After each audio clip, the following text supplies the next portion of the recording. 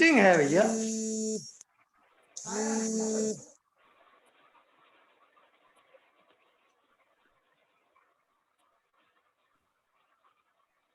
जितने लोग हमारे साथ जुड़ चुके हैं सभी का स्वागत है मॉडल गांव परिवार की तरफ से। बस हम 2 मिनट का समय और लेंगे। कुछ और साथी हमारे जुड़ रहे हैं हमारे साथ, कुछ उनको दिक्कतें आ रही हैं, तो बस हम 2 मिनट और इंतजार करेंगे उनका, उसके बाद हम ये मीटिंग शुरू करेंगे। ठीक है।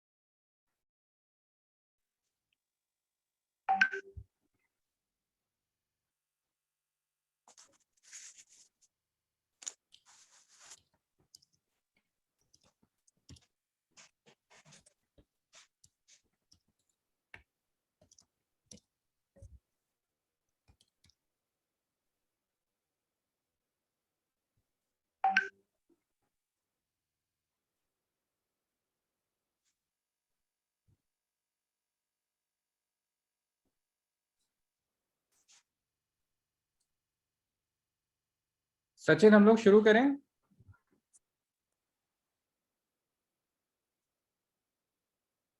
सचिन,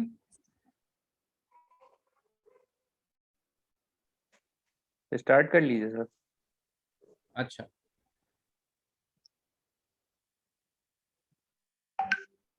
जितने लोग हमारे साथ जुड़ चुके हैं आप सभी का पुनः एक बार फिर से स्वागत है। और कुछ साथी हमारे अभी उनको थोड़ा समय लग रहा है जुड़ने में, तो वो हम अपनी मीटिंग शुरू करते हैं।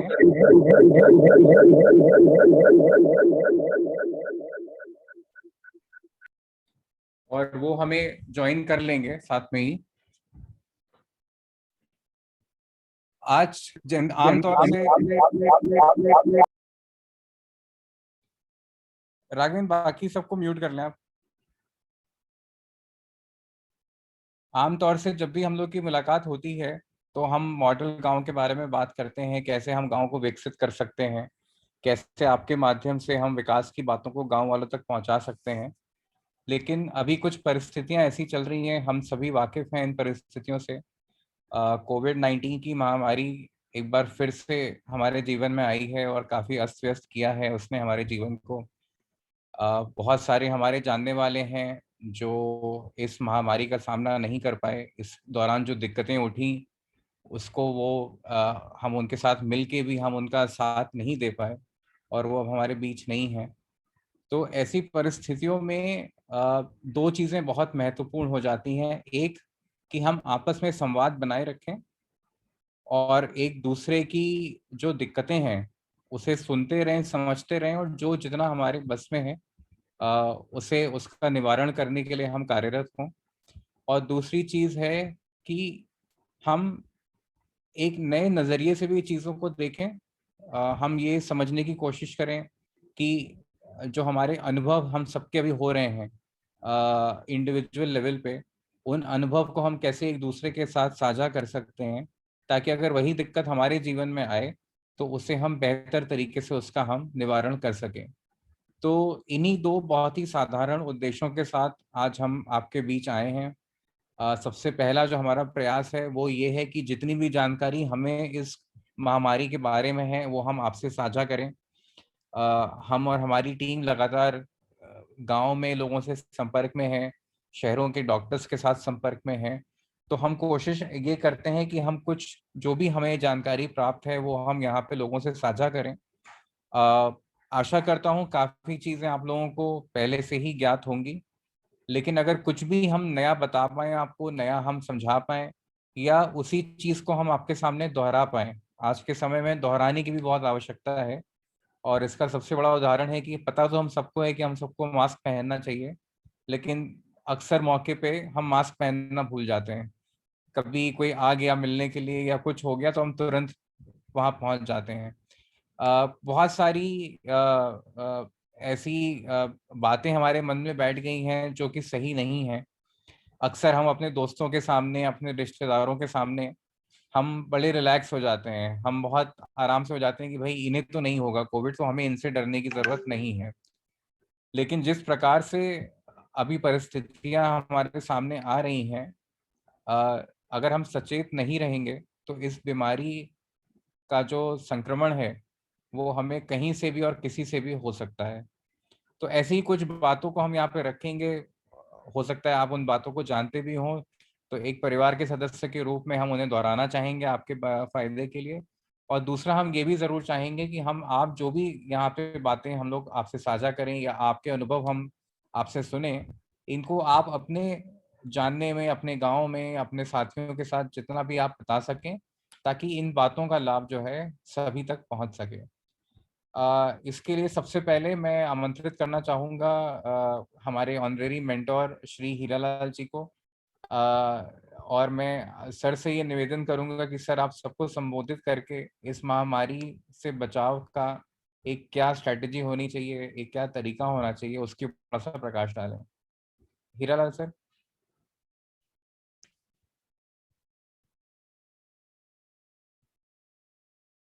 सर आप म्यूट पे हैं।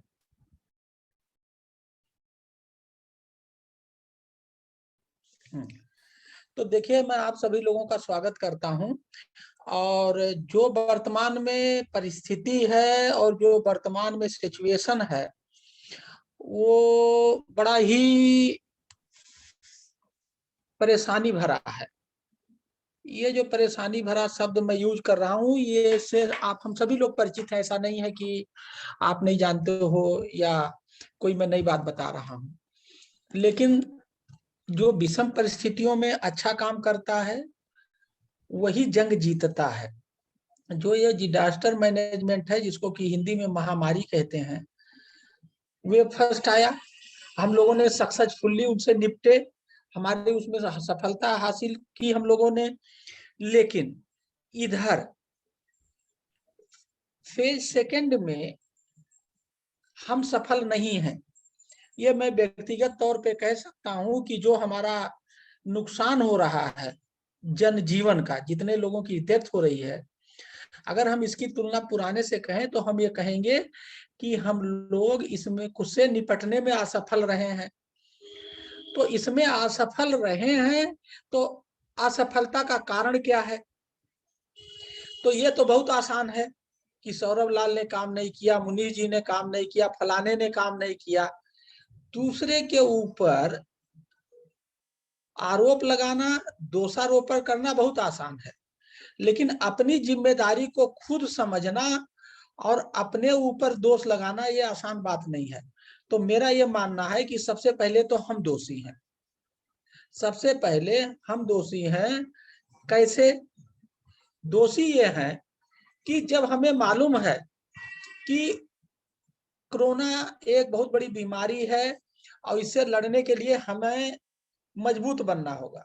इनसे लड़ाई कौन लड़ता? हमारी ये बॉडी, हमारी ये शरीर, ये हमारा सर, पूरी बॉडी लड़ाई लड़े। तो हमें इसको मजबूत बनाना चाहिए। तो मजबूत बनाने के लिए क्या करना चाहिए, जिसको कि हम भूल गए हैं। हम रहते इंडिया में हैं, हमें इंडियन कंडीशन के हिसाब से जीना चाहिए, लेकिन हम जीते हैं अमेरिका के हिसाब से, विदेशी कल्चर के हिसाब से। अमेरिका में 4 महीने 8-8, 10-10 फुट का बर्फ होता है, हमारे यहाँ तो नहीं होता। तो उनकी कंडीशन अलग है, हमारी कंडीशन अलग है। हम खुद अमेरिका में 1 साल रहे हैं, 4 महीने यहाँ तक बर्फ, कंधे तक का बर्फ देखा है। हमारे यहाँ तो ऐसा नहीं होता। क्या हम कहना क्या चाह रहे हैं? हम कहना ये चाह रहे हैं कि शरीर को बिना पैसा खर्च किए आदत बदलने से जो मजबूती देनी चाहिए वो हम नहीं देते हैं। मैं पिछले 5 साल से चीनी नहीं खाता, चीनी की जगह गुड़ खाता हूं। क्यों आप चीनी खाते हैं? चीनी में केमिकल होता है, देसी गुड़ क्यों नहीं खाते? क्यों? अगर आप चीनी खाएंगे तो आपको कहेंगे आप लाट साहब आप बड़े धनी हैं, ये फर्जी दिखावा शोबाजी ने हमें कमजोर कर दिए। अगर आप गुड़ खाएंगे तो कहेंगे ये गरीब है, जबकि गुड़ खाना अच्छी बात है, तो जो अच्छी बात है उसको हम छोटा समझते हैं। एक उदाहरण दिया। दूसरा उदाहरण, अगर हम लोग मिट्टी के बर्तन में खाना खाएं या मिट्टी के बर्तन में चाय पिए कुल्हड़ में, तो क्या होगा? हमें बहुत मजबूती मिलेगी, हमें बहुत अच्छा लगेगा, हमारी शरीर की क्षमता बढ़ेगी। लेकिन हम किसमें चाय पीते हैं? बोन चाइना के कप में। तो भाई अगर शुद्ध भाषा में बोन माने क्या होता है? हड्डी। मतलब हड्डी के कप में चाय पीने को हम अपनी शान समझते हैं और नुकसान उठाते हैं। और कुल्हड़ में चाय पीने से आपका स्वास्थ्य अच्छा होगा, स्वास्थ्य अच्छा होगा, मजबूती मिलेगी बॉडी को। बॉडी को कोई कोरोना क्या कोई नहीं हरा पाएगा, उसको हम गलत समझते हैं। तो ये जो हम लोग दिखावे का जिंदगी शुरू कर दिए, चीनी खाना, कप में चाय पीना, जो नुकसानदायक है, दिखावे में, शोबाजी में, नाटक में, उसने हमें कमजोर बना दिया। और कोरोना जैसे लोग आकर के हमारे शरीर पे अटैक करते हैं, हमारे शरीर को हरा देते हैं। हमें सुबह शाम को 9 से 10 के बीच सो जाना चाहिए। 8 बजे के पहले खाना खा लेना चाहिए। सुबह 4 बजे उठना चाहिए, 4, साढ़े 4, 5 बजे तक, साढ़े 5 बजे तक उठ के खेती में काम कर लो। खेती में अगर शहर में हो तो टहल लो, खेती वगैरह नहीं है, या अपने किचन गार्डन में काम कर लो। और फिर व्यायाम कर लो 20 मिनट, 10 मिनट, 10 मिनट योगा कर लो, 10 मिनट योगा, 10 मिनट व्यायाम, 30-40 मिनट घूम लो। 1 घंटा अगर आप करो। Early to bed, early. हम क्या कर रहे हैं? 3-3 बजे तक व्हाट्सएप कर रहे हैं और 10 बजे तक सो रहे हैं। इससे हमारी शरीर कमजोर हुई। तो इसमें कौन सा पैसा आपका जा रहा है? ये तो केवल आदत।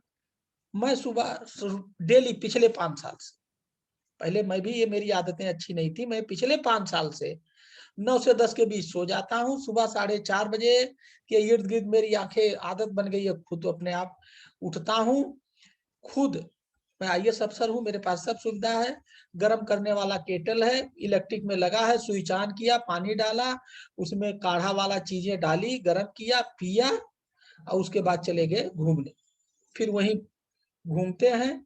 घूम के आकर के कुछ गार्डन अपने घर पे लगाए हुए हैं। मेरा घर पूरा पौधों से सजा हुआ है। उसमें कुछ गुड़ाई, निकाई, खाद डालना, ये करते हैं। उसके बाद 10 मिनट योगा, 10 मिनट प्राणायाम, ये करके, और तब हम सुबह चाय नहीं पीते। लोग चाय पीने का आदी हैं। हम काढ़ा के उसमें शहद थोड़ा डाल देते हैं, काली मिर्च, अजवाइन, वो सब अभी हम लोग शेयर करेंगे। तो ये आप क्यों नहीं कर सकते हैं? आप ये बात जो 9 बजे सोना, 8 बजे पहले खाना खाना, सुबह उठ के योगा करना, प्राणायाम करना, अपने किचन गार्डन में खाना। अब कह दो साहब हमारे पास किचन गार्डन नहीं है या फूल पत्ती नहीं है, तो किसने मना किया? क्या करना उसके लिए? कुछ नहीं, गमला खरीद लो, 50 रुपया गमला खरीद लो, उसमें मिट्टी डाल के पैदा कर लो। आप नहीं करेंगे, उसमें अपनी बेइज्जती महसूस करते हैं। तो ये जो हम लोगों ने अपने जीवन में नकल किया बिना अकल के, मिट्टी के बर्तन छोड़ दिए, कुल्हड़ छोड़ दिए, गुड़ छोड़ दिए। हम ये कहते हैं हमें धोती पहनना चाहिए, हम पैंट नहीं पहनना चाहिए, हमें टाई नहीं पहनना चाहिए। क्यों? वहां टाई पहनना उनकी मजबूरी है। बंद गले बांध के, इतना हवा चलती है वो बर्फ में। हमने नकल कर लिया, हमारे यहाँ तो बर्फ नहीं चलती। तो मैं ये बात इतनी देर से इसलिए कर रहा हूं कि अभी भी कोई दिक्कत नहीं है। हमें अपनी आदत बदलनी चाहिए, इससे हमारा ये शरीर मजबूत हो जाएगा। कोरोना क्या कोई आए नहीं करेगा। एक बात, मैं अभी, मेरे पिताजी की कोरोना से डेथ हुई 24 तारीख को। मेरे जीजा की 2 दिन पहले डेथ हुई कोरोना से। हमने बड़े नजदीक से कोरोना को, कोरोना के मैनेजमेंट को, दर्द को झेला है, देखा है। मेरे फादर की गांव में लाश जल रही थी और चुनाव प्रचार में 5-5 माइक एक के ऊपर दूसरे को लदे हैं। अब कह रहे गांव में वो फैल गया क्या, कोरोना, और लोग मर रहे हैं। किसने कहा था? सरकार ने कहा था कि आप प्रचार करिए तो 10-10 लोग एक के ऊपर चढ़ जाइए। शाम को गांव में निकल रहा था तो देखा शादी हो रही है, ये के ऊपर कोई ना मास्क लगाए है, ना सोशल डिस्टेंसिंग, कोई प्रिकॉशन। अब आज के डेट में आवाज आ रही है कि चारों तरफ कोरोना गांव में फैल हो गया है, डेथ हो गई। अभी मेरे गांव में भी कल एक डेथ हुई, कहीं कहीं 8 डेथ है गांव का। ये पता लग रहा पूरे गांव के गांव बीमार हैं। ऑक्सीजन की महामारी है, मारी है, तो क्या करना चाहिए? पौधा लगाओ। ये प्लांट तो चलो ठीक है, जो प्लांट की बात कर रहे हैं, प्रेशर चाहिए, वो मैं उसकी बात नहीं कर रहा हूँ। नेचुरल ऑक्सीजन कौन देता? पौधा देता। हम लोग पौधा काटने में लगे हुए हैं। मैं जहां भी रहता हूँ मेरा शौक है। मैं आपको बताऊं, मेरे फादर पौधा लगाने के बड़े शौकीन थे। उन्होंने चारों तरफ खेत में पौधे लगाए, और जब उनकी लाश जल रही थी तो पंडित ने कहा, देखिए इनको शौक था पौधा लगाने की, कितनी बढ़िया लकड़ी मिली हुई और जल रही है। मुझे वो बात अपील की। क्या मेरे फादर को पौधा लगाने बहुत शौक था। हमारे पूरे घर में पौधा, हमें भी वही आदत बन गई है। हम जहां हैं, जहां भी अपने मतलब मकान के दोनों तरफ, ये चारों तरफ हरियाली, पूरे छत पे हरियाली, और रोड में डिवाइडर, रोड पे क्या लगवा दिया है, कदम लगा दिया। मैंने अपने सारे सोशल मीडिया पे शेयर किया है, देखिएगा, वो मेरे घर का ही है। क्या कदम है, नीम है, बरगद है। बरगद का पेड़ एक टहनी इतना बड़ा काट के गाड़ दो, अपने आप हो जाता है। कदम का पेड़ 50 रुपया मिलता है, इतना हरा, तबीयत खुश कर देता है। नीम, हमारे गेट पे हमने 3 पेड़ लगाए हैं, एक कदम, एक बरगदी। तो आप सबको लगाना चाहिए। और हमें जो हमारा खेत है, खेत के 4 कोने होते हैं, चारों कोनों पे, एक पे बरगद, एक पे नीम, एक पे ये लगा दीजिए। तो एक तो बाउंड्री रहेगी, उसके पत्ते जो गिरेंगे, पत्तों से क्या होगा, खाद बनेगी। और जब कभी जरूरत होगी तो आप उन पेड़ों के नीचे, इन पेड़ों के नीचे हमें रहने का। मुझे याद है, मैं बचपने में जब मैं प्राइमरी में पढ़ता था तो मेरे घर के पीछे बगीचा था। पूरे गांव के लोग एक एक पेड़ के नीचे आकर के, उस समय एसी और कूलर नहीं था, अब तो मेरे गांव में भी कूलर लग गया है। लेकिन मैं अभी भी गांव जाता हूं तो मैं कूलर वूलर नहीं यूज करता। यहाँ मैं लखनऊ में कहीं रहता हूँ, कूलर और एसी मिनिमम यूज करता हूँ। जब मैं गाड़ी में चलता हूँ तब भी मैं कहता हूँ कि मिनिमम चलाओ, आधा घंटा चलाने के बाद कूलर रहती मैं छोड़ बंद करा देता। उससे हमारा इम्यून, हमने सब नक्शेबाजी में, अरे साहब उनके घर में एसी लगा है, एसी लगा माने वो धनी है, मतलब अपने शरीर को बर्बाद कर रहे हैं, ये धनी का लक्षण है। और कोई नेचुरल, जो नेचर के नजदीक है, जल जंगल जमीन, उससे दूर चला गया। आप जितना ऑक्सीजन पूरे साल में लेते हैं उतना पौधा तो लगाइए साहब, जिससे उतना ऑक्सीजन आप पाए। जितना आप पूरे साल में पानी पीते हैं उतना पानी तो आप कहां से पानी लेते हैं? धरती से पानी। तो आप उतना पानी बरसात में जब ऊपर वाला फ्री देता है तो उतना पानी धरती में ले जाकर के स्टोर करिए, तभी तो आप लेने के हक है। वो नहीं करते। कुछ भी हो सरकार कर दे, सब कुछ सरकार कर दे, हमें कुछ ना करना पड़े। ये जो हमारी आदत बन गई है, सोच बन गई है, हमारे जीवन के लिए बहुत खतरनाक साबित हो रहा है। तो मेरा आप सभी लोगों से अनुरोध है कि जो वर्तमान परिस्थिति है उसमें ये सब चीजें चेंज करो। मैं इसका जीता जागता खुद उदाहरण हूं। 5 साल से मैंने अपनी लाइफ को बिल्कुल देहाती, शुद्ध देसी की तरह रहता हूं, गुड़ खाता हूं, मुझे तो कोई बीमारी नहीं होती। तो अगर आप ये आज से शुरू कर देंगे तो हमारे शरीर को मजबूती मिलेगा और कोरोना से लड़ाई लड़ने में हमें अच्छा लगेगा। एक बात। दूसरी बात यह है, आप खुद ये काम करना शुरू करिए, काढ़ा पीजिए सुबह। काढ़ा का लिस्ट अभी ग्रुप में डाल देंगे एक। और आपके संपर्क में जितने लोग हैं, क्या आपके गांव के लोग, आपके रिश्तेदार, आज के डेट में किसी से बात करो तो तुरंत यही कहेगा वो हमारी नानी, वो हमारे बुआ, हमारे वो मामा, वो हमारे काका के रिश्तेदार, 4 लोग मिला के मर गए, गांव के लोग मर गए। मतलब ये इतनी बुरी महामारी किसी ने उम्मीद नहीं की थी। सरकार लगातार काम कर रही है। सरकार ने तो नहीं कहा था ना कि मास्क ना लगाओ, सरकार तो नहीं कहा था ना प्रचार करो तो के ऊपर चढ़ लो, सरकार ने तो सारी बातें कही, आपने नहीं माना, अब बीमार हो गए, अब गलती आपने की और दोष दे रहे हैं सरकार को। और मैं आपसे बता दूं, जो लोग प्रिकॉशन ले रहे हैं उसमें 99% लोग सुरक्षित हैं। आज भी जो प्रिकॉशन ले रहे हैं और जो भी होना चाहिए वो हो रहा है। तो मेरा आपसे विनम्र अनुरोध है कि प्रिकॉशन लीजिए। बहुत विकट समय चल रहा है, ना घबराने की जरूरत है, ना परेशान होने की जरूरत है, और ना कि ये हो जाएगा वो हो जाएगा, लोग कह रहे हैं वो मर जाएंगे तो ये हो जाएगा, जो आना जाना लगा रहता है।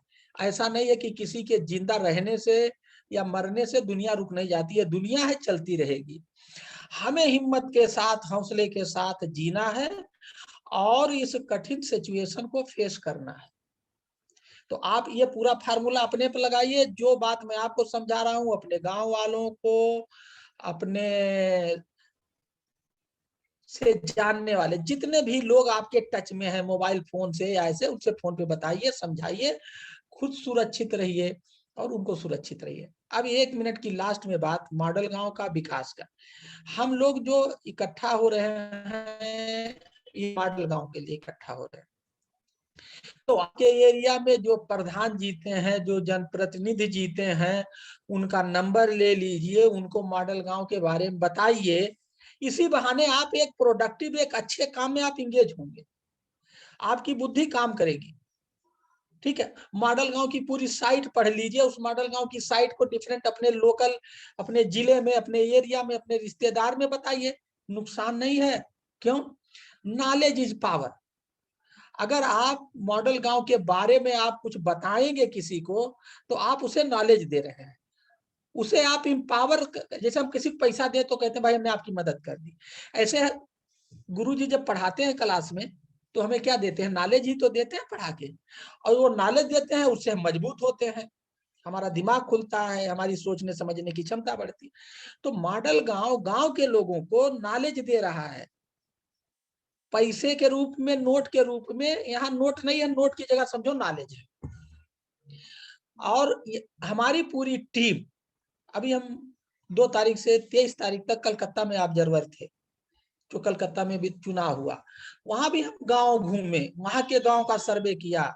बालागढ़ गांव ब्लॉक है, उसका एक महिपालपुर गांव है, उस गांव में गए, वहां लोगों से मिले।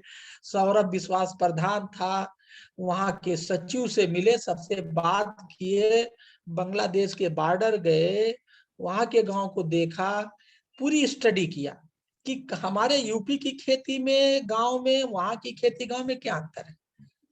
तो हम लोग बांग्लादेश, मतलब वेस्ट बंगाल का नॉलेज, कर्नाटका का नॉलेज, महाराष्ट्र का नॉलेज, पूरा नॉलेज हमारी जो टीम है जिसका नेतृत्व सौरभ लाल जी और मुनीष जी करते हैं। सौरभ लाल जी जो सीईओ है मॉडल गांव के, और नाबार्ड के रिटायर्ड सीजीएम श्री मुनीष गंगवार जी हैं, ये दोनों लोग इसके लीडर हैं मॉडल गांव के। ये इनके 3-4 लोगों की टीम है, पूरी ऑफिस है। ये लोग रातों दिन यही स्टडी करते हैं कि कहाँ मलाई है, नॉलेज के रूप में वहां से लाएंगे और आपको देंगे। तो आप लोग सौभाग्यशाली हैं, और मैं अपने आप को सौभाग्यशाली समझता हूं कि मैं गांव में पैदा हुआ, गांव में पढ़ा, गांव से मेरा लगाव है। और गांव की जिंदगी देखो, जब मुसीबत आई तो सारी दुनिया को गांव याद आया, गांव में ही सब है, सब लोग गांव के भाग के आए हैं। शहरों में जब आज के डेट में कारोबार बंद हो गया है, बेरोजगार हो गए, खाने को नहीं, कहाँ गए? गांव में।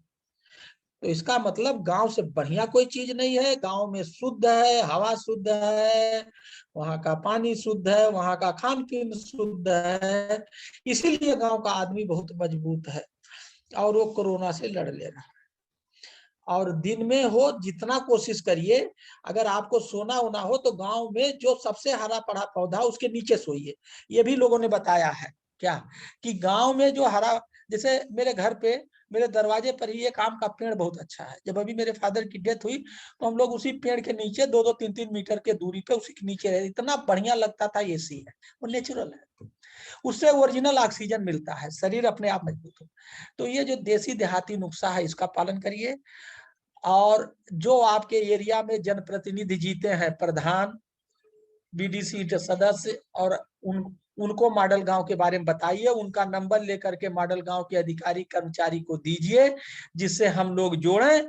और मैं आपको बता दूं, हम, आप और मॉडल गांव मिलके जब तक हम लोग गांव को संपन्न नहीं बना लेंगे, मॉडल नहीं बना लेंगे, न सोएंगे न सोने देंगे। यही हमारा सपना है, और जो सपना देखता है वही आगे जाता है। क्या, मैं तो देखो गांव का रहने वाला हूँ, कक्षा 5 तक प्राइमरी स्कूल पढ़ा। मैं सपना उस समय देखता था कि मुझे आईएएस बनना है। देखिए मैं आईएएस हूँ।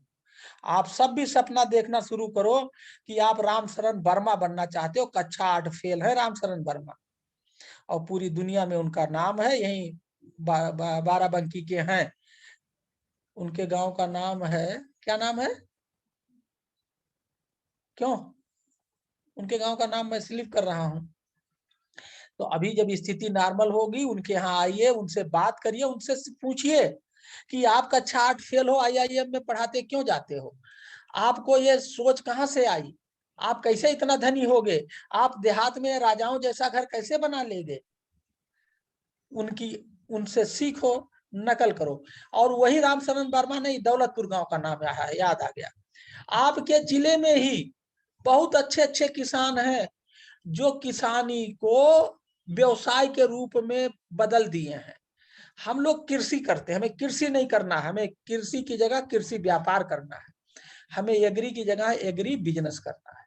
और हमें धनी बनना है, और खुद धनी नहीं बनना है, अकेले नहीं बनना है, पूरी दुनिया को धनी बनाना है, पूरे गांव को धनी बनाना है, पूरे ब्लॉक को धनी बनाना है, पूरे जिले को धनी बनाना है, और बाद में अपने आप को बनना। बहुत ऊंची सोच रखनी है, बड़ी लंबी सोच रखनी है, बड़ा सोचना है। और जो ये सोचा हम धनी हो जाएं और हमारे पड़ोसी सब गरीब हो जाए, वो कभी धनी नहीं हो सकता। बड़ी सोच, अच्छी सोच, पॉजिटिव सोच ही आगे बढ़ाएगा। सौरभ। बहुत बहुत धन्यवाद सर। ऐसी मुश्किल परिस्थितियों में कई बार एक नया नजरिया हमें पूरा नज़ारा बदलने में काफी मदद करता है। और मैं आशा करता हूँ कि हमारे सभी जितने लोग जुड़े हैं, कुछ एक नए नजरिए से प्रेरणा आप जरूर लेंगे इससे। मैं अब आमंत्रित करना चाहूंगा विवेक गंगवार सर को कि सर हम सबको थोड़ा संबोधित करें और ऐसी परिस्थितियों में किस तरह से अपना आचरण और हमें अपना दिनचर्या रखना चाहिए उस पर थोड़ी सी रोशनी डालें।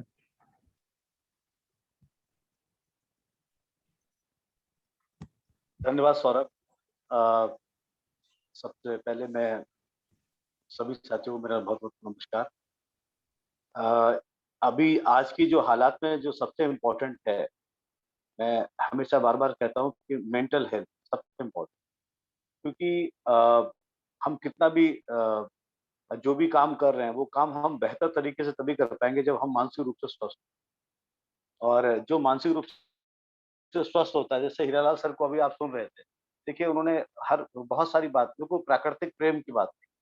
उन्होंने भी कहा कि हम गाँव में थे अपने फादर के, जब ऐसा हुआ तो उस पेड़ के नीचे छाँव में बैठकर डिस्टेंस में हम बात करते थे। तो एक जो प्राकृतिक जो प्रेम है, और जैसा उन्होंने बताया भी कि अपने बंगले आस-पास में उन्होंने बहुत सारा उसी में वो काम भी करते हैं। तो हम सभी लोगों से यही है कि अ, जब हम मानसिक रूप से स्वस्थ होंगे तो बेहतर काम कर पाएँगे। मैं अगर एज़ ए कोविड के तौर पे मैं फिर बार-बार यही बात कहूँगा कि नेगेटिव बातों से बचें। और सबसे नेगेटिव बातों में जो सबसे बड़ी बात है वो है न्यूज़ की बात है, अखबारों का है, और सोशल मीडिया का है। इस तरह के जो जितने भी आयाम हैं, और आम तौर से मैं एक और देख रहा हूँ गाँव में कि बहुत ज़्यादा नेगेटिव चर्चा भी चल रही है। चौपाल में अगर 4 लोग बैठ के बात भी कर रहे हैं, तो फलानी बातों ने फलाना गाँव में इतने मर गए, ये मर गए। अ, ये सच भी है कि हो भी रहा है, मैं ये नहीं कहता, मैं इसको झूठ नहीं कह सकता। लेकिन मुद्दा ये है कि लगातार जब ये बातें करते हैं, तो जब हम रात में सोते हैं, तो हमें सपने भी वैसे ही आते हैं। क्योंकि सपने कहाँ से बनते हैं? वो भी वहीं से बनते हैं कि जो हम सोचते हैं, और वही कहीं न कहीं हमारे जब हम सो जाते हैं तो स्वाभाविक है अनकॉन्शियस माइंड में उन तरह की बातों को किसी न किसी रूप में आ जाती है। ऐसे सबसे इम्पोर्टेंट मैं यही मानता हूँ कि आप अ, अपना सबसे अच्छी बात है कि अपना काम में मन लगाइए। क्यारियाँ हो सकती है जैसे उन्होंने बोला, या बच्चों के साथ में समय व्यतीत करिए। और साथ-साथ में अब जो पुरानी कहानियाँ हैं वो बच्चों से आत्मसात करिए। दादा-दादी की कहानी आपको बचपन में सुनी होगी। अब तो नए बच्चों को, जो हमारे बच्चे हैं, वो तो शायद कहानियाँ वो जानते भी नहीं होंगे कि दादी भी कहानी सुनाया करती थी, नाना भी कहानी सुनाया करते थे, या चाचा भी कहानी क सुनाया करते थे। तो उन बातों को जो हम आत्मसात करते हैं तो स्वाभाविक है, नैसर्गिक एक प्राकृतिक प्रेम भी आपस में रिश्तों को करता है। और तीसरी जो सबसे बड़ी बात है कि वो अ,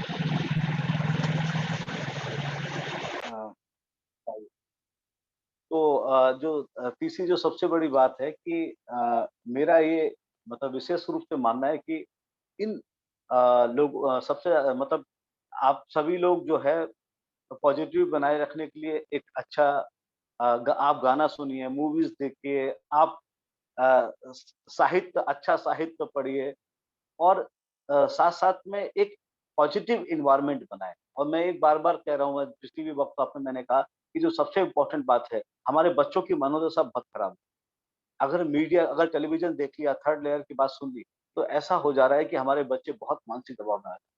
और क्योंकि वो उतना समझ विकसित नहीं कर पाते, उनको लगता है कि तीसरा दबाव आएगा, तीसरी लहर आएगी, या ऐसा एनवायरनमेंट बन गया है, तो उनके दिमाग में एक पिक्चर आ रही है कि हमारे पापा चले गए, हमारा मम्मी चली जाएँगी, हमारे बाबा चले जाएँगे, हम कैसे सर्वाइव करेंगे, हमारा क्या होगा, हमारी ज़िंदगी कैसे कटेगी, या ऐसा एनवायरनमेंट होगा। तो ये जो मानसिक दबाव बच्चों का आ रहा है, तो ये दूर करने का जो है बहुत मुझे लगता है कि सभी लोग इस बात का ध्यान दें कि बच्चों के सामने खास तौर से इस तरह की बातें ना करें। अगर बच्चों का दिमाग जो मन है, वो अगर हम गेम में, या हम किसी और चीज़ों में अगर उसको डाइवर्ट कर सकें, उनको खेल-कूद चीज़ों को तौर पे, घरेलू जो भी हैं, चाहे लूडो खोलें, चाहे कैरम खेलें, चाहे चेस खेलें, या बच्चों से आप बहुत सारी बातचीत करें, ताकि बच्चों में मानसिक जो दबाव ना हो, वरना ये आने वाले वक़्त पे एक बहुत बड़ा क्राइसिस थी। और अंत में मैं एक बात और कहना चाहता था कि जो पंचायत की बात है, मैं आप सभी को पता है कि उत्तर प्रदेश में आज की डेट में 826 ब्लॉक हो गए हैं। 58,164 ग्राम पंचायतें हो गई हैं, और सभी प्रधान चुन लिए। हाँ, अभी शपथ नहीं हुआ है उनका। तो हम सब एक अच्छा मौका है मॉडल गाँव के माध्यम से, क्योंकि मॉडल गाँव का एक जैसे हीरालाल सर ने बोला ही है, आपने सुना भी होगा। और मॉडल गाँव गाँव जो है, गाँव को कैसे मॉडल बनाएँ, और मॉडल गाँव तभी बेहतर, जब मॉडल गाँव वही बनेगा जिसमें ढांचागत विकास के साथ में, अगर उसका ढांचागत विकास के साथ-साथ में उसका क्षमता विकास होगा। क्योंकि जब क्षमता विकास होगा तभी गाँव आत्मनिर्भर बनेंगे। और यही मॉडल गाँव का है कि सूचनाओं से लैस करना, साथ-साथ में जो हमारे प्रधान आ रहे हैं, वो ऐसा ना हो कि शुरुआती दौर में ही उनको कोई गलतियाँ ना हो जाएँ, या वो कोई उनके पास एक हम मार्गदर्शन दे सकते हैं कि वो कैसे अच्छी प्लानिंग करें, वो कैसे अपनी पंचायतों के जो कागज़ात हैं वो बेहतर बनाएँ, कैसे उनसे भविष्य में कोई ग्राम सभा या ग्राम पंचायत की बैठक करते समय कोई गलती ना हो, जो वार्ड के सदस्य चुने हैं उनका क्या महत्व है, और वो कैसे बैठक में आत्मसात कर सकते हैं। इन सारे मुद्दों पे हम और पंचायत को बेहतर बना सकते हैं, ताकि जैसे हीरालाल सर ने बोला था कि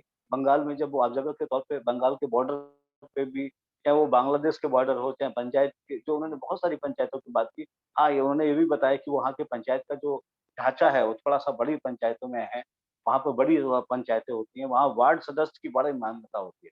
हमारी भी पंचायतों में वार्ड सदस्य की बहुत इम्पोर्टेंस है, क्योंकि अगर हम धारा 12 में पढ़ें, तो कोई भी सदस्य अगर हस्ताक्षर नहीं करता है जेंडर रजिस्टर पर, अगर उसका हस्ताक्षर नहीं है, तो वो बैठक जो है असंवैधानिक हो जाती है। तो ऐसी बहुत सारी तकनीकी जानकारियाँ हैं जो हम आत्मसात करें, और मॉडल गाँव आपके साथ में है। अगर आपको कोई भी जानकारी चाहिए पंचायत से संबंधित, तो एज़ ए पंचायत विशेषज्ञ के तौर पे मैं मॉडल गाँव को अपनी सेवाएँ दे रहा हूँ।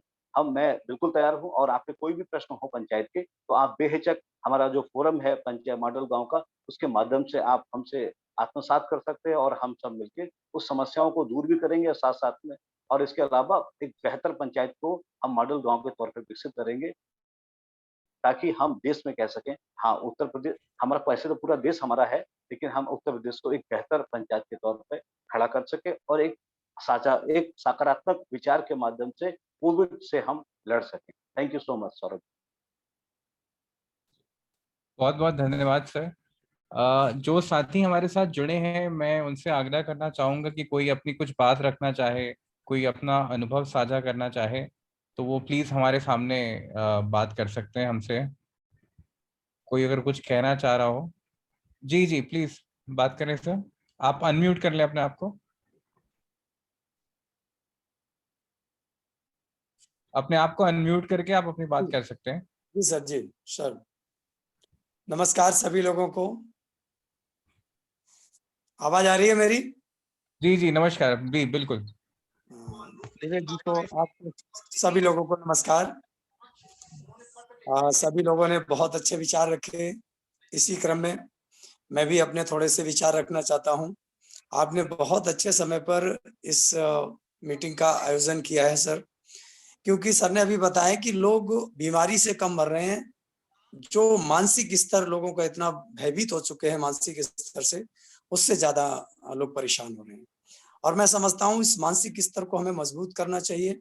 उसके लिए ना ही कोई स्कूल है, ना ही कोई क्लास है, और हमें अपने आप को सोशल मीडिया और टेलीविजन से जितना दूर रखेंगे उतना ही ज्यादा बेहतर रहेगा।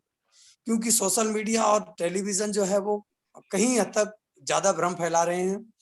और हमें, जैसा कि सर ने बताया कि जो हमारा वर्तमान समय है, जो हम मॉडर्निटी पे आ चुके हैं, जो मतलब वर्तमान हमारा बदल चुका है और पुरानी चीजों को भूल चुके हैं, उन्हें हमें पुनः लाना पड़ेगा अपने साथ, ताकि हम वर्तमान को पुराने समय से जोड़ करके इस कोविड से लड़ सकें।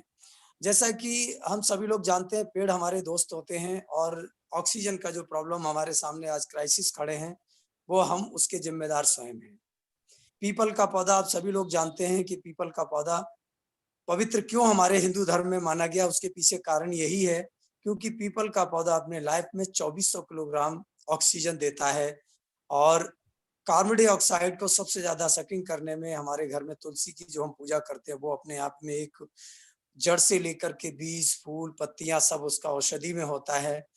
तो हम पुरानी अपनी औषधियों को अपनाएं। जैसा सर ने बताया कि नीम का पौधा होता है, आप पेड़ पौधों में जब रहते हैं तो वहां पर छाया जो उनकी होती है, और उनके नीचे जब बैठते हैं तो आपको ऑक्सीजन भरपूर मात्रा में मिलती है। अभी गर्मी की सीजन चल रही है, हम पीपल के नीचे बैठ जाए जाकर के तो हमें पर्याप्त मात्रा में ऑक्सीजन मिलेगी और ठंडक, कूलनेस फील होती है। अब जो लोग सिटी में रह रहे हैं, शहर को भी हम गांव के तरीके से कन्वर्ट कर सकते हैं। ऐसा बहुत आसान है, बहुत ज्यादा कठिन नहीं है। कुछ मैंने भी तैयार किया और मैंने प्रयोग करवाया भी है, स्वयं भी किया है। अभी पंचायत में मेरा भी बहुत बड़ा इन्वॉल्वेशन रहा है।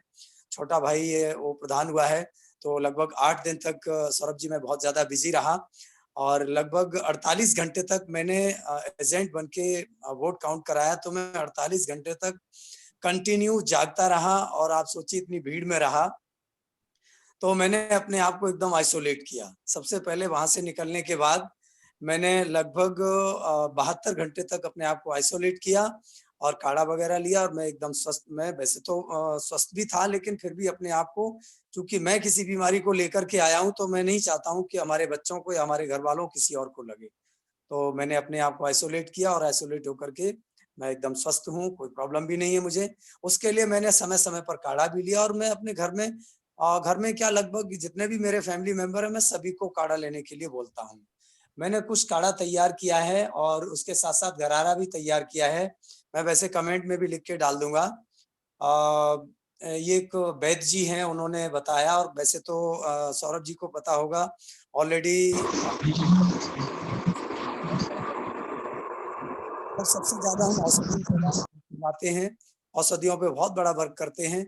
तो मैं सभी लोगों से ये सलाह देना चाहूंगा, आप अपने पुराने जीवन पर वापस आ जाएं, औषधियों पर आ जाएं, तो निश्चित रूप से सबका जीवन सुरक्षित बच जाएगा।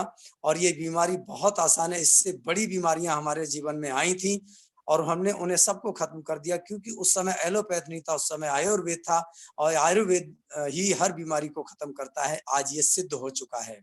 और आयुष मंत्रालय से मेरे पास लगातार मैसेज और मेल आते रहते हैं कि सर इस समय आप ये तैयारी करिए, इस समय ये तैयारी करिए। मैं लगातार जो सेंट्रल गवर्नमेंट का आयुष मंत्रालय वहां से जुड़ा हुआ हूँ और मेरे आईडी पे हमेशा मेल भी आते रहते हैं, सजेशन आते रहते हैं, मैं लोगों को वो भी बताता रहता हूँ। अभी एक 9 कुछ औषधियां हैं जिन्हें बराबर मात्रा में मिलाकर के हम लोग काढ़ा बना सकते हैं और पी सकते हैं। इवन अगर 12 घंटे, जैसे कोविड से कोई भी अगर कोविड ग्रसित हो गया है तो वो डेथ से 12 आवर बिफोर अगर उसे 3 खुराक उसके शरीर में चलेंगी तो बच सकता है। वो है सर सौरभ जी आपका पीपल, छोटी वाली जो पीपल होती है, काली मिर्च, लौंग, दालचीनी, मुलेठी, गिलोय, सौंठ, अश्वगंधा और रामा या श्यामा तुलसी। ये 9 औषधियां हैं, इन्हें बराबर मात्रा में लेकर के और हम ज्यादा नहीं, जैसे जो पानी हम जिसमें से उबालने के लिए रखें, तो उबालने के लिए जब रखेंगे तो 1/3 पानी रह जाए, 1/3 या 1/4 रह जाए, क्योंकि कोई भी मेडिसिन होती है वो उसकी लकड़ियों का पूरा अर्क तभी निकल पाता है जब वो काफी लंबे समय तक उबाली जाती है। और लोग करते क्या है कि पानी गर्म किया और बस उसे तुरंत पी लिया, तो उससे नहीं काढ़ा कभी बनता है। काढ़ा बनाना और काढ़े को उसकी पूरा अर्क निकालना लकड़ियों से, ये बहुत जरूरी होता है। तो इसमें लगभग हल्की आग में, ये भी नहीं कि आप तुरंत आपने फ्लेम को बहुत तेज कर दिया और वो पानी जल के तुरंत खत्म हो गया, बहुत हल्की आग में लगभग इतना, ये सब 9 चीजें मिला करके मेरे समझ से लगभग 30 मिनट तक आप इसे बॉइल करें और 30 मिनट तक में 1/3 या 1/4 जब वाटर रह जाए, जो मतलब पानी रह जाए, वो एकदम सॉलिड काढ़ा बन गया। सुबह दोपहर शाम 3 टाइम आप ले लें तो कितना भी भयानक आपको फीवर हो, कुछ भी हो, सब खत्म हो जाएगा। इसके साथ साथ गला खराब अगर हो रहा है, और मैं समझता हूँ जब आप सर्दी गर्मी में रहेंगे, जैसा सर ने बताया कि एसी बिल्कुल बंद कर दें, तो आप देख रहे हैं कि मैं तो एसी में बिल्कुल इस समय मैं बैठा हूँ, मीटिंग कर रहा हूँ और अपना फैन तक नहीं चला रहा हूँ। तो कोशिश हम लोग ये करें कि नेचुरल एयर में रहें, जहां तक वहां तक रहें। और गरारा करने के लिए सौंठ, हल्दी और फिटकरी, इन तीनों चीजों को बराबर मात्रा में मिला करके गरारा करें तो निश्चित रूप से आपका गला भी ठीक रहेगा। अगर किसी प्रकार का वायरल या किसी प्रकार का वायरस जो कोविड के रूप में आ रहा है, जो बता रहे हैं कि 3rd स्ट्रैंड बहुत हार्ड होगा, अरे कितना भी हार्ड हो, अगर हम नेचुरल तरीके से रहेंगे तो हमारे साथ वो कभी भी नहीं आ सकता, क्योंकि जब हमारी इम्यूनिटी स्ट्रांग होगी तो कोविड की इम्यूनिटी हमसे ज्यादा कमजोर है। हम मजबूत रहेंगे तो कोविड हमारे अंदर नहीं घुसेगा। अगर हम अपने आप को बर्फ खा करके, आइसक्रीम खा करके, एसी में बिठा करके लगातार फॉरेन कल्चर को फॉलो करके अगर जुड़े रहेंगे तो निश्चित रूप से कोविड हमें खत्म कर देगा। तो अपनी इम्यूनिटी को बढ़ाने के लिए हमें यही काम करना है सर। और मैं आपको सौरभ जी और गंगवार जी को बहुत बहुत धन्यवाद देना चाहूंगा। हमारी आपकी तो कई बार मीटिंग हो चुकी है मॉडल गांव को लेकर के, और जब से आपने मीटिंग, जब भी मेरे पास लिंक भेजा है तो मैं कितना भी बिजी हूँ, मैंने, अगर आपने रिसेंटली भेजा हो तो भले ही अटेंड न कर पाया हूँ, बाकी मेरा हमेशा यही मानना रहा है कि मैंने आपकी हर मीटिंग को अटेंड किया है। और अब मेरी जिम्मेदारियां कुछ और ज्यादा बढ़ गई, क्योंकि इस समय मेरा छोटा भाई जो है वो ग्राम प्रधान भी बन गया, क्योंकि मैं तो ऑलरेडी बिजी रहता हूँ इसलिए। तो अब और ज्यादा जिम्मेदारियां बढ़ गई हैं, और मैं सौरभ जी और गंगवार जी को धन्यवाद देना चाहूंगा कि आप लोगों ने जो ये मुहिम शुरू की है, ये मॉडल गांव के लिए बहुत ही कारगर साबित होगी। और सबसे बड़ी हमारी आपकी सभी की जिम्मेदारी ये है, और मैं समझता हूं कि जितने भी इस ग्रुप में जुड़े हुए लोग हैं, मॉडल गांव से जुड़े हुए जितने भी लोग हैं, सभी लोग, उसमें से 90%, मेरी अपनी विचारधारा है कि 90% लोग गांव के हैं, क्योंकि गांव के लोग ही गांव का विकास करना चाहते हैं और वही गांव के बारे में सोचते हैं। शहरों वालों को फुर्सत नहीं है अपने शहरों में घरौंदे बनाने से। गांव वालों को जो आज वापस फिर से आ गए हैं, जो चाहे भले ही अमेरिका चले हों लेकिन गांव में वापस आए हैं, और गांव की हवा आज भी शुद्ध है, भले ही गांव के लोग मास्क न लगा रहे हों, लेकिन फिर भी उनकी इम्यूनिटी इतनी जबरदस्त है। सर ने बताया कि इम्यूनिटी बढ़ाने के लिए योगाभ्यास करें। वैसे तो गांव के लोग जो गांव में काम करते हैं उनकी तो इम्यूनिटी ऑलरेडी जबरदस्त हो ही चुकी है, फिर भी जो लोग काम नहीं करते हैं, सुबह सुबह आधा घंटा 1 घंटा अगर योगा अभ्यास और व्यायाम कर लेते हैं तो मैं समझता हूँ कि किसी प्रकार का कोई भी कोविड आपको असर नहीं कर सकता है। और जिन्हें, जो मैंने काढ़ा भी बताया है, अगर किसी को कोई प्रॉब्लम नहीं है तो ये हार्ड काढ़ा है, हमेशा मत लेते रहें। नॉर्मली वे में अगर लेना है तो आप नॉर्मली वे में लेमन ग्रास, गिलोय और 1 लौंग या काली मिर्च डाल करके पर डे आप सुबह 1 गिलास पानी, जैसा सर ने बताया कि चाहे तो मैं भी और मैं अपनी बताऊं, मैं अपनी दिनचर्या की बात करूं तो सर मैं चाय नहीं पीता हूं, और जब से कोविड आया तब से लगातार सुबह काढ़ा पीता हूं। वैसे तो गर्म पानी, अभी मेरी एक मीटिंग हुई थी, पूसा के जो हेड साइंटिस्ट हैं, उनसे हमारी मीटिंग हुई थी, तो उन्होंने बताया कि हमें अपनी बॉडी के टेम्परेचर के अकॉर्डिंग सुबह पानी पीना चाहिए। अगर हम अपनी बॉडी के अकॉर्डिंग, टेम्परेचर के अकॉर्डिंग अगर पानी पीते रहते हैं तो किसी भी प्रकार की कभी बीमारी आ ही नहीं सकती है, और आपको किसी भी प्रकार का कोई भी मेडिसिन लेने की जरूरत नहीं पड़ेगी। सर मैं अपना बताऊं कि मुझे फीवर नहीं आता है, मैं 5 ईयर 6 ईयर तक बाद भले ही कभी कभार आ जाए तो मुझे फीवर नहीं आता है, और उसके पीछे रीजन यही है कि मैं सुबह सुबह गर्म पानी पीता हूँ, चाय नहीं पीता हूँ, और शुगर तो आप ये समझ लीजिए कहीं अगर बाई चांस किसी के यहाँ चला जाऊं तो मिठाई खा लेता हूँ, बाकी शुगर नहीं लेता हूँ। दूध लेता हूँ, प्योर शुद्ध दूध लेता हूँ, उसमें ना तो गुड़ लेता हूँ, मतलब मीठा दूध नहीं लेता हूँ, क्योंकि शुद्ध दूध ऑलरेडी मीठा होता है, उसमें सारे गुड़ होते ही हैं, तो हमें मीठा दूध भी नहीं लेना चाहिए, और शुगर तो बिल्कुल बंद कर दीजिएगा। तो मेरा सभी लोगों से यही, मैं वैसे तो ना कोई डॉक्टर हूँ, कुछ भी नहीं हूँ, लेकिन जो मैंने स्वयं में प्रैक्टिकल किया है और लोगों को मैं दे रहा हूँ जो काढ़ा बना करके, लोग ठीक हो रहे हैं, और लोगों को पूरा खांसी, जुकाम, वायरल, टाइफाइड, मलेरिया, इन सभी से सुझाव वो मतलब निजात मिल रहा है। तो मैं समझता हूँ कि मैं लोगों की मदद कर पा रहा हूँ, तो मैं अपने जीवन में एक बहुत बड़ा काम कर पा रहा हूँ। भले ही पेशे से डॉक्टर नहीं हूँ, लेकिन लोगों को ठीक कर पा रहा हूँ, तो ये मैं डॉक्टर से बड़ा काम कर रहा हूँ। मैं अपने आप में संतुष्ट हूँ इन चीजों से। और मैं सौरभ जी आपसे गुजारिश करना चाहूंगा, सर मेरे गांव में लगभग 3600 वोट, मतलब मेरी पंचायत में लगभग 3600 वोटर हैं, और 3600 वोटर मीन्स बड़ी पंचायत है, और इतनी बड़ी पंचायत में विकास कराने के लिए 5 साल कम पड़ जाते हैं। फिर भी मैंने सपना देखा है कि मैं इस 5 साल में नहीं, मैं 3 साल में अपनी पंचायत को मॉडल गांव के रूप में कन्वर्ट करके रहूंगा। उसके लिए मुझे सरकार से भी लड़ना पड़ेगा, और शायद आपसे भी मुझे अगर नहीं सुझाव मिलेगा तो लड़ने की वक्त आएगा तो आपसे लड़ूंगा भी, मैं सारे प्रयास करूंगा। और गंगवार जी ने बताया कि किसी भी प्रकार का सुझाव लेने के लिए आप हमसे सुझाव ले सकते हैं, तो सर आपसे भी सुझाव लेते रहेंगे। अभी हमारा प्लान है सर कि सबसे पहले जो गांव में टाइफाइड और मलेरिया होता है, उसका कारण है कि जो गांव में जल भराव होता है, उस जल भराव को कैसे खत्म किया जाए। मेरी प्राथमिकता सबसे पहले गांव में जल भराव को खत्म करने की है, और जल भराव अगर खत्म होता है तो निश्चित रूप से 50% जो बीमारियां हैं वो कवर हो जाती हैं। उसके बाद धीरे धीरे हमारा प्रयास सर ये भी है, अगर आपकी तरफ से मुझे कोई व्यक्ति मिले तो मैं डोर टू डोर जाकर के लोगों को सजेस्ट करूंगा कि आप लोग अपने घर को बीमारी से कैसे बचाएं। वैसे तो हम कर ही रहे हैं, लगातार हमारी टीम काम कर रही है सर, और हम कोशिश ये कर रहे हैं कि एलोपैथ को बिल्कुल अपनी पंचायत से ही खत्म कर दें। तो ये हमारा सपना है। और वर्तमान समय में हमने अभी प्रधान हमारा छोटा भाई हुआ है, अभी तो उसे चार्ज भी नहीं मिला है, बट हमने प्लान किया है कि जो प्राथमिक चिकित्सा के जो भी किट है वो मैं कई मेडिकल कंपनीज को डाल दिया हूँ कोटेशन कंपनी की, अपनी कंपनी की तरफ से। जैसे ही मेरे पास उधर से ऑर्डर मतलब कोटेशन का जवाब आता है, कोटेशन मुझे मिलते हैं, तो कम से कम 10 सिलेंडर ऑक्सीजन के और कुछ प्राथमिक चिकित्सा के जो किट हैं वो अवेलेबल अपनी पंचायत में कराऊंगा, ताकि मेरी पंचायत में अगर कोई भी आकस्मिक कोई भी समस्या आ जाती है तो लोगों को हॉस्पिटल ना जाना पड़े, और वहीं उन्हें पंचायत में ही प्राथमिक चिकित्सा मिल जाए। ये मेरा अपना सपना है, और आप लोग मेरे साथ जुड़े हैं तो निश्चित रूप से मैं समझता हूँ कि सपने को साकार मैं कर पाऊंगा। बहुत बहुत धन्यवाद। और जो हमारे सीनियर आईएएस जो पूरे हिंदुस्तान को घूमते हैं, सर उन्हें भी बहुत बहुत धन्यवाद। सौरभ जी आपको भी, गंगवार जी आपको भी धन्यवाद।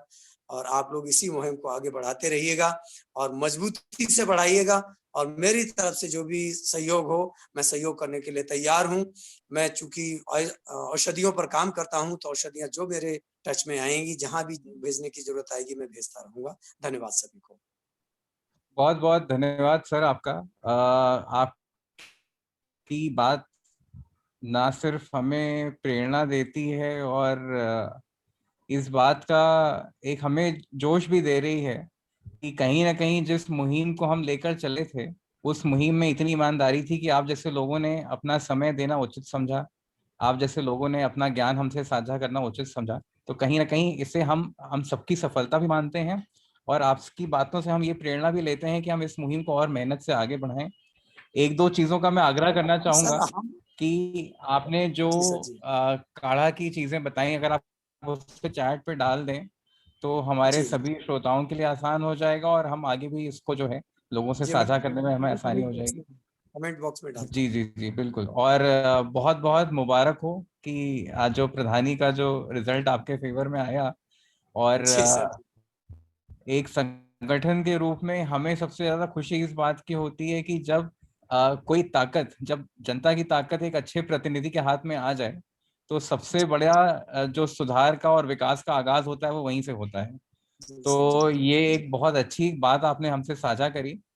और मैं खुद जो है आपसे इस कॉल के बाद आज या कल में आपसे मैं बात करूंगा, जी और कैसे हम आपकी पंचायत में विकास का काम तेजी से करें, जी सर और उसमें हम क्या सहयोग दे सकते हैं, हम आपके साथ एक कॉमन प्लान बना के उस पर आगे बढ़ना चाहेंगे।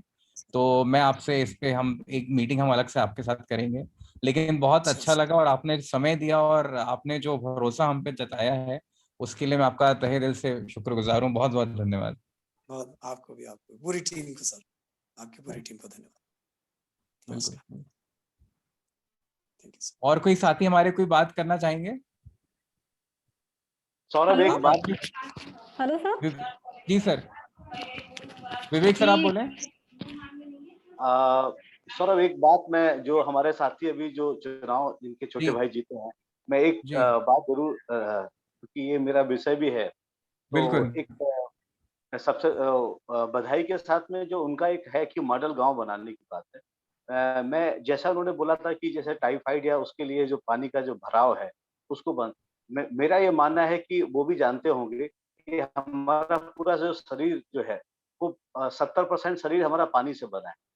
हमारी जितनी भी बीमारियां होती हैं मानव शरीर में, अगर गांव को अगर हम देखें तो हमारा 90% जो वाटर बाउंड, मतलब जो पानी जो गंदा है उसको पीने से बीमारियां, अगर हम ग्राम पंचायत में एक आदर्श मतलब अगर हम शुद्ध पेयजल उपलब्ध करा सके, तो मुझे लगता है कि गांव की 90% में 80% बीमारियां अपने आप स्वतः समाप्त हो जाएंगी। और शायद ये उससे ये जितनी भी और जो एक आदमी की क्वालिटी ऑफ लाइफ में भी इम्प्रूवमेंट होगा, और गांव में आर्थिक समृद्धि जाएगी।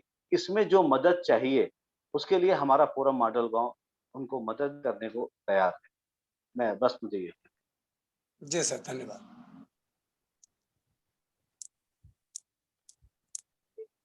जी सौरभ। आप कोई और हमसे बात करना चाहें तो अपने आप को अनम्यूट करके अपनी बात रख सकते हैं।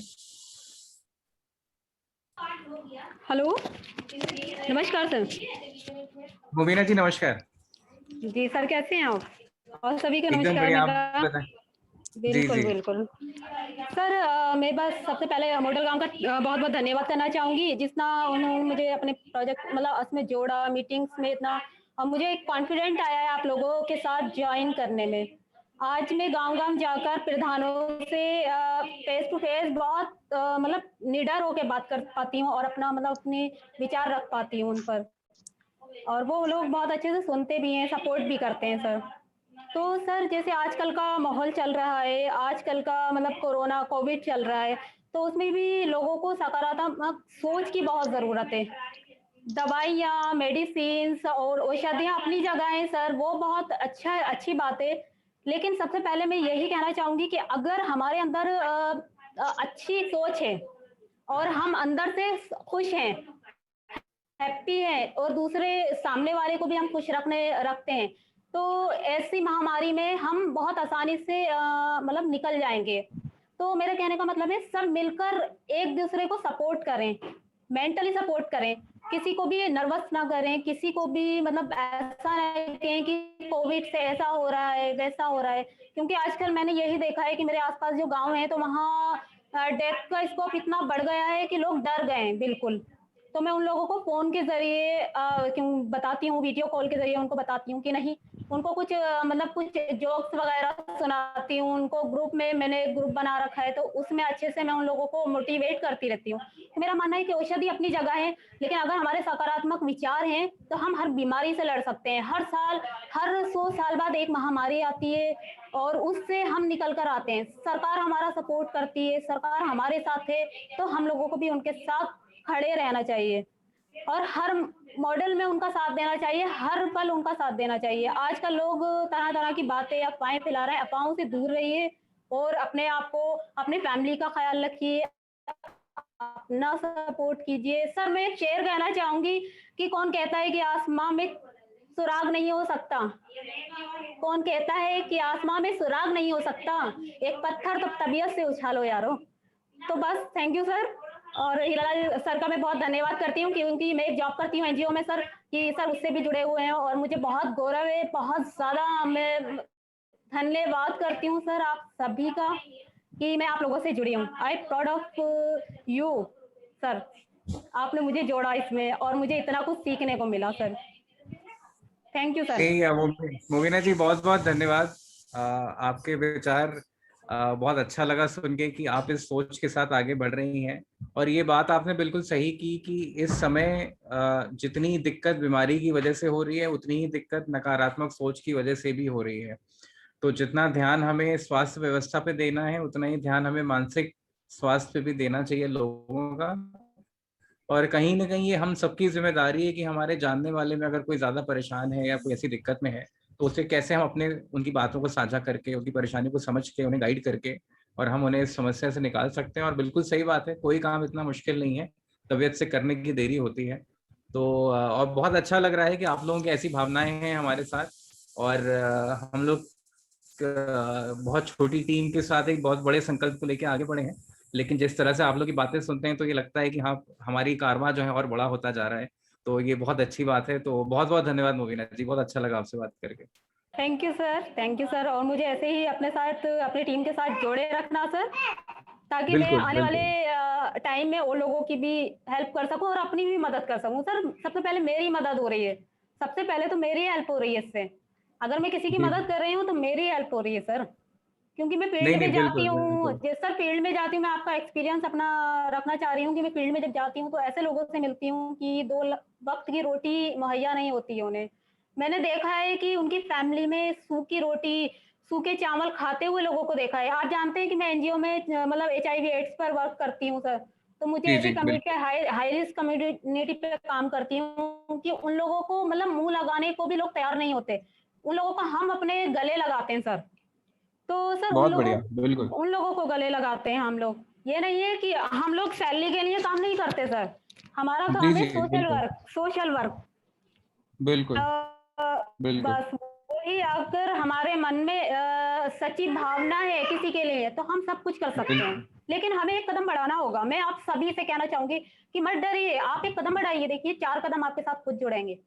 मैंने एक कदम बिल्कुल बिल्कुल बढ़ाया था, मेरा एक कदम बढ़ा था, तभी तो मेरे साथ 4 कदम बढ़े।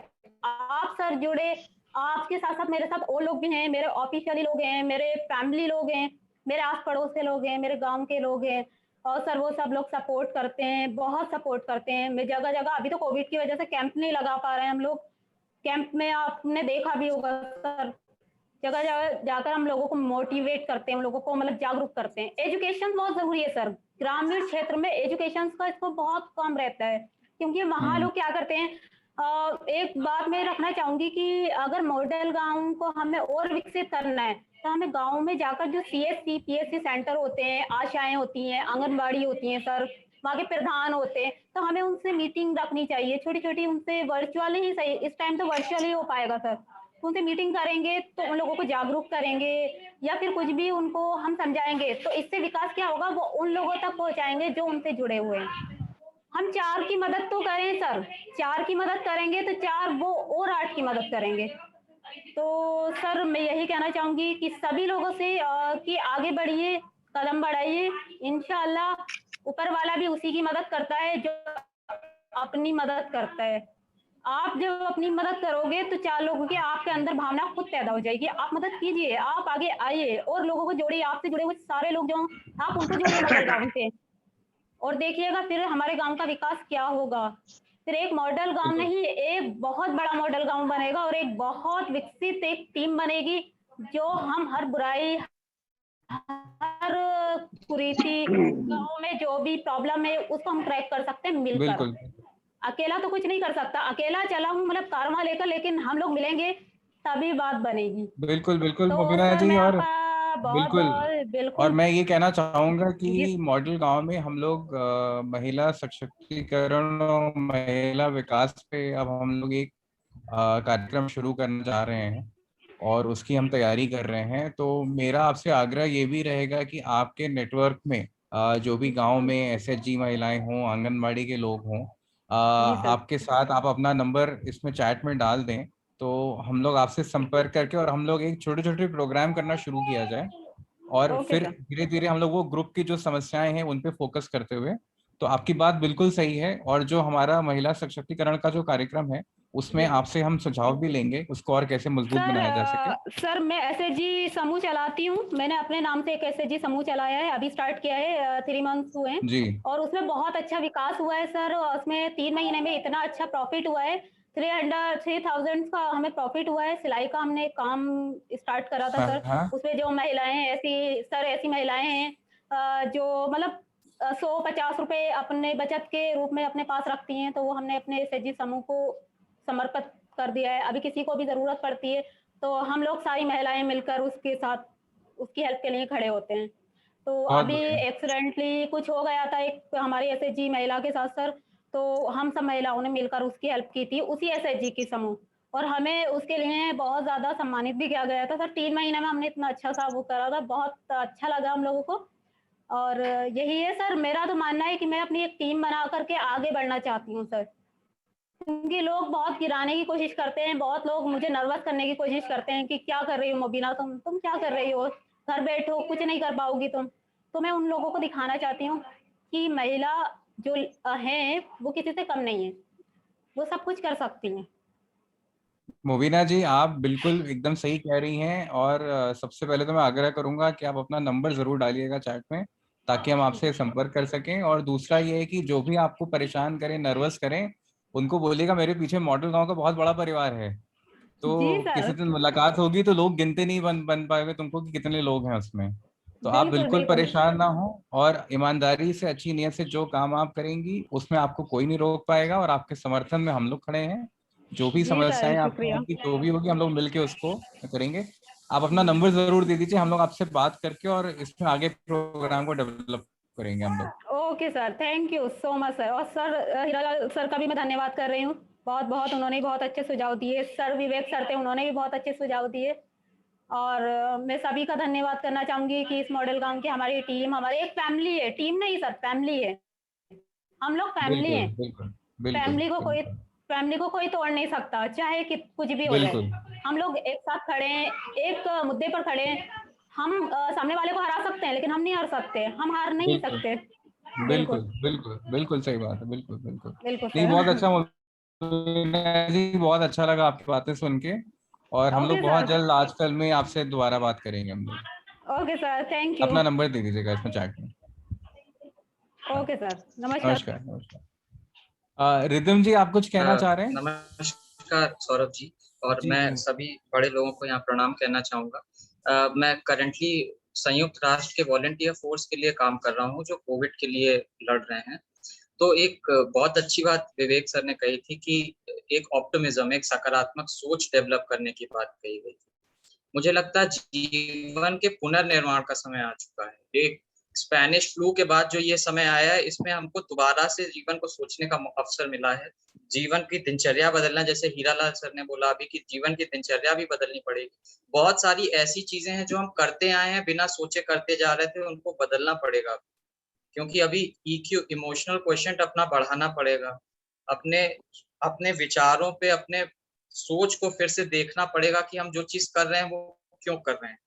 संयुक्त राष्ट्र में अभी हाल ही में परसों की बात है, जब हम लोगों को एक मॉड्यूल शेयर किया गया था, जो कि हम लोगों को जन तक पहुँचाना था सोशल मीडिया के ज़रिए। तो उन्होंने जो सबसे महत्वपूर्ण चीज़ कही गई थी, वो मनोस्थिति की बात कही गई थी। वहाँ दवाओं से ज़्यादा मनोस्थिति के ऊपर कही गई बात थी। तो मुझे लगता है कहीं न कहीं हम लोगों को ये चीज़ सोचनी पड़ेगी कि हम मानसिक रूप से इतना पीछे क्यों जा रहे हैं। पाश्चात्य सभ्यता का एक कारण ज़रूर है, बट हम लोगों ने अपनी चीज़ को एक ऑटोमेटेड मोड में डाल दिया है। अब हम लोग वो वैसे सोच ही नहीं पा रहे हैं, जैसे हम लोग सोचते थे। अभी एक महानुभाव कह रहे थे कि जो गाँव में रहता है, वही गाँव के लिए सोच सकता है। मैं कभी गाँव नहीं गया हूँ। पर ऐसा नहीं कि मैं गांव के लिए नहीं सोचता। मुझे लगता है कि गांव का सशक्तिकरण होगा तभी तो शहरों का विकास होगा।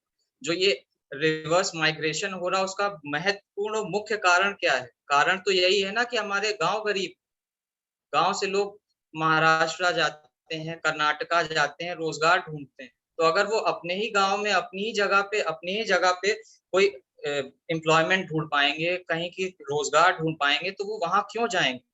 कौन अपना गांव छोड़ के जाना चाहता है? तो मुझे लगता है कहीं ना कहीं, और उत्तर प्रदेश की जहां तक बात होती है तो अपने गांव की सशक्तिकरण की बहुत ज्यादा जरूरत है। अभी मोबिना जी जैसे बोल रही थी, महिलाओं के सशक्तिकरण की बहुत ज्यादा आवश्यकता है, क्योंकि यहाँ पे अनभिज्ञ है, ज्ञान है ही नहीं। क्यों नहीं है? क्योंकि उसके एक रिलक्टेंस है, जानकारी का अभाव है। तो मुझे कहीं ना कहीं लगता है कि इस जानकारी को हमें जन जन तक पहुंचाना पड़ेगा, जिसके माध्यम से हम लोगों को जागरूक कर पाएंगे।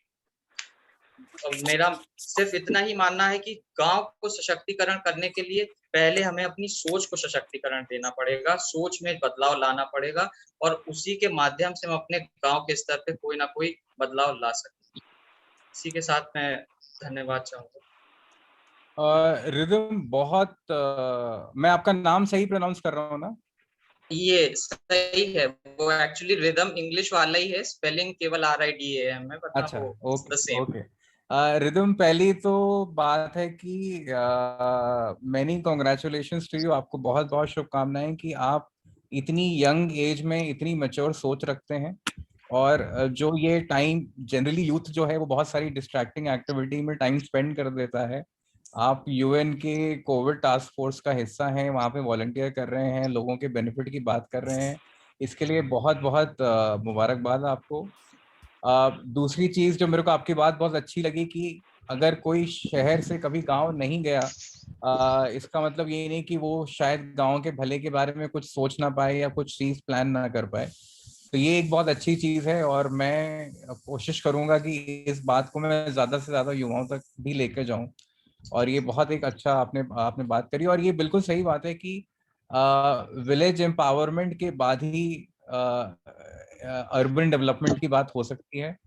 और कहीं ना कहीं उसका सबसे जो स्टार्टिंग पॉइंट है वो है इंडिविजुअल लेवल पे अपने माइंडसेट को रीबूट करना। और जो हमारा पूरा एक अप्रोच रहा है, जो हमारा एक पूरा तरीका रहा है चीजों को देखने का, उसमें एक बदलाव लाने का। तो ये इस बात को रीबूट और रिफ्रेश करने के लिए हम सभी लोगों के बीच में बहुत बहुत धन्यवाद। रिदम, आपसे भी मेरा रिक्वेस्ट होगा कि आप अपना कांटेक्ट डिटेल्स अगर चैट में डाल दें, जी तो हमारी टीम आपसे कांटेक्ट करेगी। कुछ चीजें हैं जो हम लोग साथ में कोलैबोरेट कर सकते हैं, और उसमें आपका एक्सपीरियंस और आपके आइडियाज उस चीज को और इम्प्रूव कर पाएंगे, मुझे ऐसा लगता है। तो अगर आप विलिंग हो और आप अगर एसोसिएट होना चाहें और डीपली हमारे साथ, तो अपना कांटेक्ट शेयर कर दीजिएगा, हम लोग जरूर आपसे टच में आएंगे। Thank you. Thank you rhythm, thank you. और कोई अपनी कुछ बात करना चाहेगा?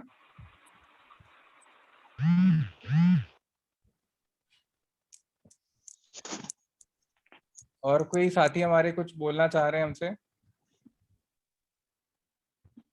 बड़ी अच्छी बातें और अनुभव निकल कर आ रही हैं इस चर्चा में, और बड़ा अच्छा लग रहा है कि सब लोग इस तरह से कनेक्ट हो रहे हैं हमारे साथ, एक जुड़ाव महसूस हो रहा है, तो ये बहुत अच्छी बात है। सभी को नमस्कार। अरुण जी, बहुत एक बहुत सूचना देना स्वागत है चाहेंगे आपका। एक सूचना देना चाहेंगे, कुछ जी कहना नहीं जी है। जी। देवरिया के पथरदेवा ब्लॉक में एक सज्जन के पिताजी प्रधान हुए।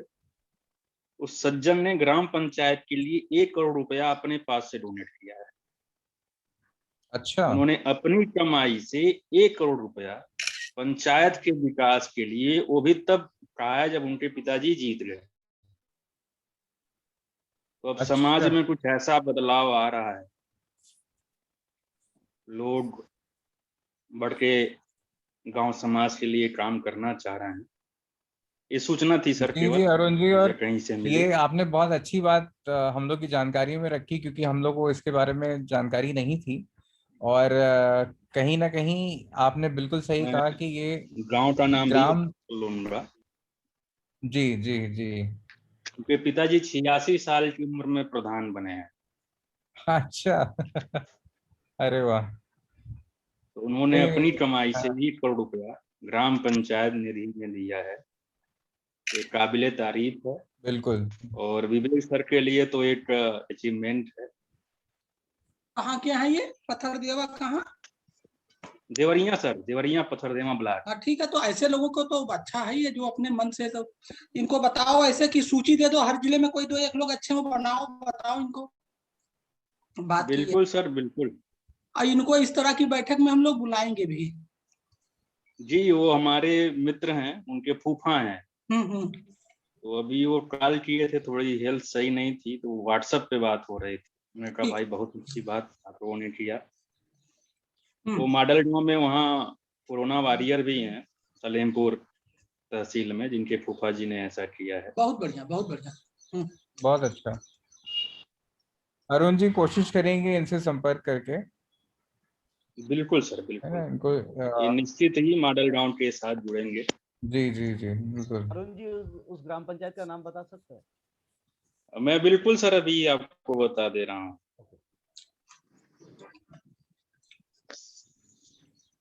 तब तक और अपनी कोई ये बात रखना चाह विवेक रहे सर का ही हैं? अचीवमेंट है। हाँ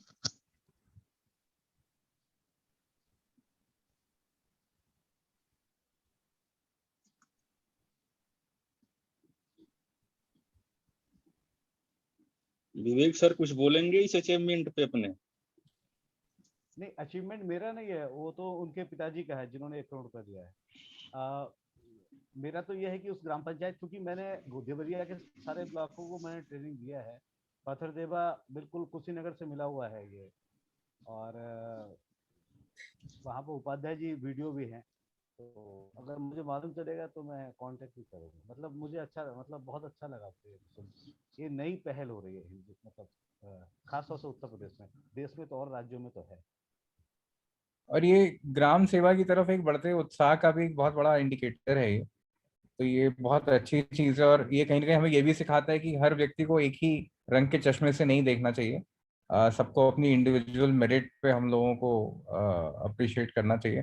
तो अरुण जी बहुत बहुत धन्यवाद, आपने ये जानकारी शेयर करी, और इनके साथ हम लोग जरूर जुड़ेंगे। और कोई साथी अपनी बात अगर रखना चाहे तो आप अपने आप को अनम्यूट कर सकते हैं। चलिए, तो आप सभी का बहुत बहुत धन्यवाद। बहुत ही अच्छी चर्चा रही है, बहुत अच्छे अनुभव आप लोगों ने हमसे साझा किए, बहुत अच्छे लोगों से मुलाकात हुई, आपके अच्छे कामों से हमें बहुत प्रेरणा मिलती है, और हम आशा करते हैं कि एक परिवार के रूप में हम एकत्रित होके ऐसे ही कुछ विकास के बातों को और कार्यक्रमों को हम आगे बढ़ाते रहेंगे, और कहीं ना कहीं एक छोटा सा डिफरेंस और एक बदलाव हम लोग भी लाने में सक्षम रहेंगे। तो आप सभी का जुड़ने के लिए बहुत बहुत धन्यवाद, समय देने के लिए बहुत बहुत धन्यवाद, शुक्रिया।